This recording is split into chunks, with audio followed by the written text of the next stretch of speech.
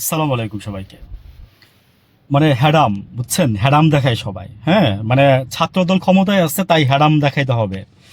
কেন বলতেছি কথাটা, যে ডেপুটি স্পিকারকে তো চিনেন সবাই। তো উনি সম্ভবত কোনো একটা স্কুল ভিজিটে গেছে কোথাও। তো বাচ্চাদেরকে সে 1 ঘন্টা বা 2 ঘন্টা যাবত রোদের মধ্যে দাঁড় করায় রাখছে।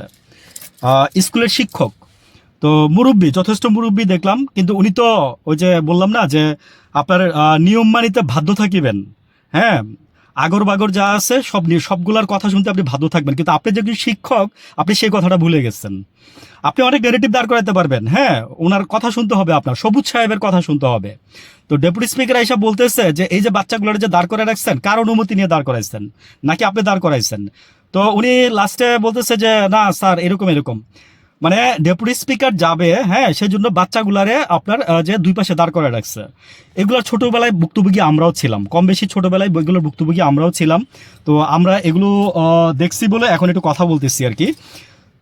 মানে গায়ে ভাই খুব আগুন ধরে যায় এগুলো দেখলে।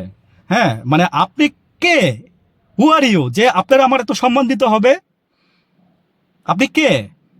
তো ওই যে মানে বাদাম যে একটা আছে, ঘুরে ঘুরে খায় আর মনে করে যে দলের নাম বেচা খায়।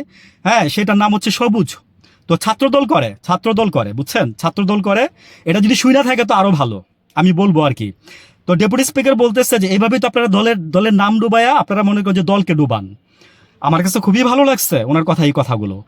তো বললাম না যে ভালো লোক যদি যায় না সব জায়গায়, দেখবেন যে আপনার প্রত্যেকটা জিনিসই আপনার ভালো রেজাল্ট দিবে আপনাকে। আপনি ইনপুট ভালো দেন না, আপনি ইনপুট ভালো দেন, দেখবেন যে আপনি আউটপুট অটোমেটিক্যালি আপনি ভালো পাচ্ছেন। আপনি ইনপুট ভালো দিবেন না, আপনি আউটপুট ভালো কই থেকে পাবেন?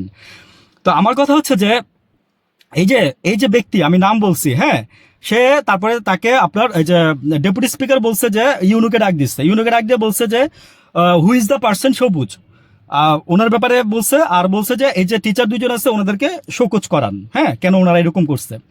তো আমার কথা হচ্ছে কি ভাই জানেন, যে মানে সত্যি কথা বলি যে এই জিনিসগুলো দেখলে যেমন মন ভরে যায়, হৃদয় ভরে যায়, কথা বলতে ইচ্ছা করে। আর যখন এই যে আমি দেখছেন আজকে কিছুদিন যাবত আমি কিন্তু কথা বলতেছি না, আমি কথা বলতেছি না, কারণ ভাই আমি আমি ব্যথিত, আমি ভিতর থেকে ব্যথিত। সবাই সবার কষ্ট প্রকাশ করতে পারে না। মানে একটা জিনিস নিয়ে ব্যথিত সারা বাংলাদেশ, সেটা নিয়ে আমিও ব্যথিত।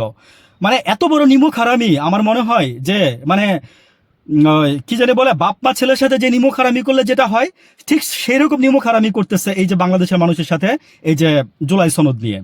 তো যাই হোক, মানে বললাম না যে everything has goes to limit, মানে রিমেম্বার ইট, জাস্ট, মানে এইটুকুই বললাম, আর কিছু বললাম না। ভালো থাকবেন সবাই।